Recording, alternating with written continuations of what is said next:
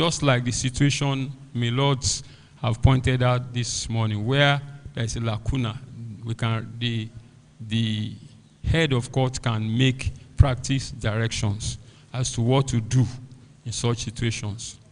Section 491 empowers the appropriate authority to treat as a punishable misconduct any violation of the Act without reasonable cause. Then 492 empowers judges to apply procedure that will meet the justice of the case, where there are no express provisions in the Act to deal with the situation under consideration. So that's just the innovations in the administration of the Criminal Justice Act. Now,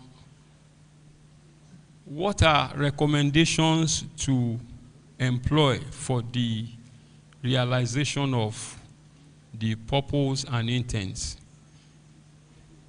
One, it is recommended that specific workshops and trainings should be organized for the police, lawyers, and the public respectively to make them familiar with the provisions, the operations and objectives of the Administration of Criminal Justice Act. Just like this kind of forum that we have now. Then joint stakeholder trainings and workshops on provisions of the Act and the reform objectives as well as benefits should be organized and held. Such joint workshops should bring magistrates, lawyers, and the police together, and judges under one forum so that they can together engage in real experience sharing and analysis, and to highlight weaknesses in the implementation of reforms and undertake actions to plug identified gaps. I keep referring to our experience in Lagos. It's as a result of all these stakeholder forum every now and then that these subsequent amendments have to come in, and it's making it look better. It's also recommended that there should be forms or precedents, guides or forms like templates should be provided to law enforcement operatives to serve as a standard reference or adaptable guide that can be used to make statutory reports under the Administration of Criminal Justice Act.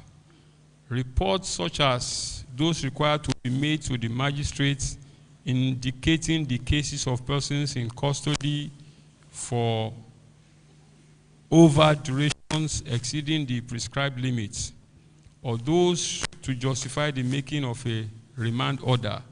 Guidance on how to fill out the various forms should also be provided to them. There has to be some templates that operators can work on. The measures should be reinforced to enhance the degree of professionalism employed by the police in the performance of their functions. This will impact on the attitude and compliance with the applicable laws and statutes.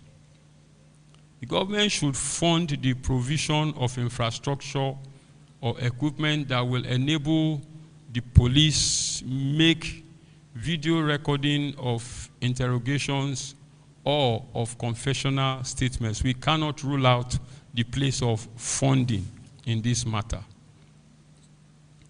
Then effective monitoring mechanisms should be set up, and monitoring officers and assessors should be deployed around the courts from time to time to observe and make reports on the level of compliance by the the magistrates, judges, with the provisions of the Act.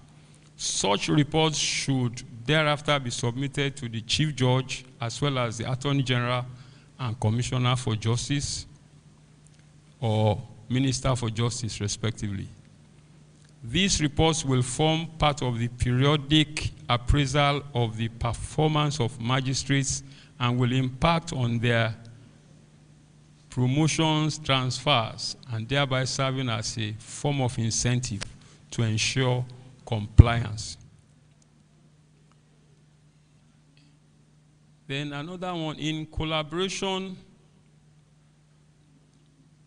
with the police, a special human rights desk or section should be set up in every police station across the various police commands that we have. And lawyers from the Justice Ministry should be deployed to monitor the human rights activities of the police as well as receive victims' complaints through the human rights desk. Then the NBA should also organize and conduct a series of trainings geared towards educating and enlightening all its members in general on the various reforms enunciated in the Act, particularly on aspects relating to non-custodial sentencing, plea bargaining, oversight of cases of persons in detention, the safeguards to protect crime suspects from abuse and intimidation, and so on and so on. In conclusion, I will say with respect that this is a revolutionary piece of legislation which has brought significant improvements to the Nigerian system of criminal justice administration. However, mere enacting a good law does not necessarily translate to effective application of the law.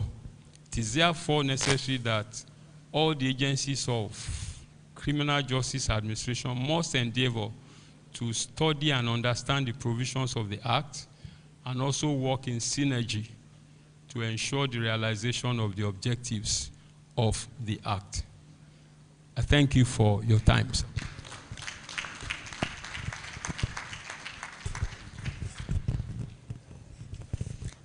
Please, another round of applause for Mr. Kimbola George. Thank you so much for that, taking us through those innovations. And of course, his final words are very key. It is not just about the law, how good the law is. It's all in the implementation and how we work around, getting around the problems that are inherent in the law. Thank you very much. At this juncture, we'll go quickly and have our lunch because the lunch, have been informed, is ready. We have a final presentation which is on case management, and that will be taken immediately after lunch. So we'll go for lunch now and we'll come back at 2:30 so that we'll have the final presentation. We have two presenters. We're going to have, of course, Leonard Esse and Nwoko. He's going to make a presentation. I will also have Judge Shelton from the USA speaking to us on case management. We have heard it today that the magistrates and the judges are the case managers. There is no other parallel body that is going to do that work. So we want to look at this task and what is ahead of us. Please, a round of applause.